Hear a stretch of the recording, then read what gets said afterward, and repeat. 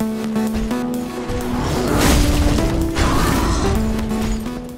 IGN. My name is Jose Otero. I'm here with James Faulkner. Hello. We played Dark Souls 3, Ashes of Ariandel. Oh my God. Yeah. Where to begin? We can talk about the wolf.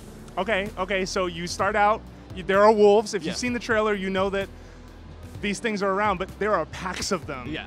So the whole thing, if you're taking a step back, actually, is like Norse mythology almost looking. Like Yeah. You start off in a field, full on whiteout blizzard. Yep.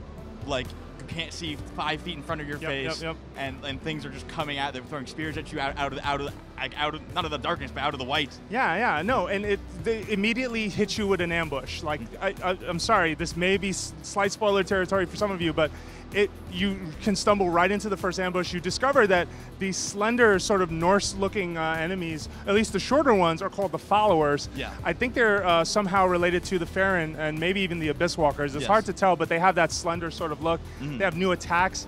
One of them has a torch, and he will breathe into it. They showed this in the trailer, and it'll have like a trail on it. Yeah. So what they like to do is if you're fighting one-on-one with one of them, the other one will sneak behind and immediately shoot a fire spell at you in that manner. They really want to like zone you out of like trying to be like, well, I'm just gonna circle strafe and like take on one-on-one. Like no, they want you to like drag them and kite them around. Yeah, absolutely. And then if you're lucky enough to get past that, you can end up basically a cliffside you'll be standing on will fall for half a second, not very far, but then you'll be, after a few steps forward, looking at a pack of wolves and going, oh my God.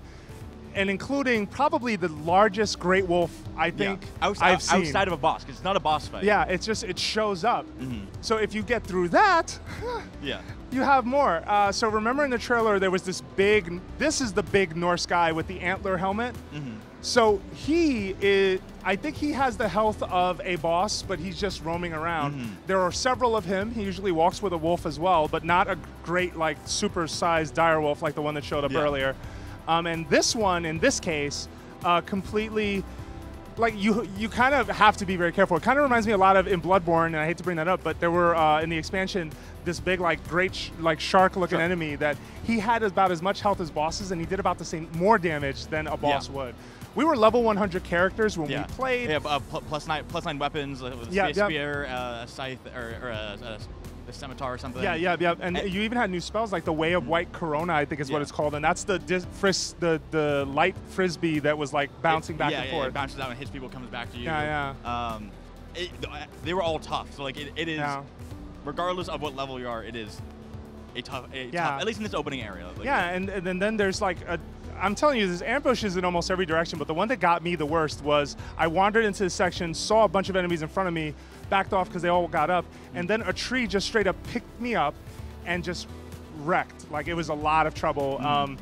I gotta say, like, overall, you already know what Dark Souls' reputation is all about. This DLC is not messing around. When I got to the bridge, which was the most recognizable part of the Painted World, because that's where this is set, the fun police showed up and told me you're not allowed past this point.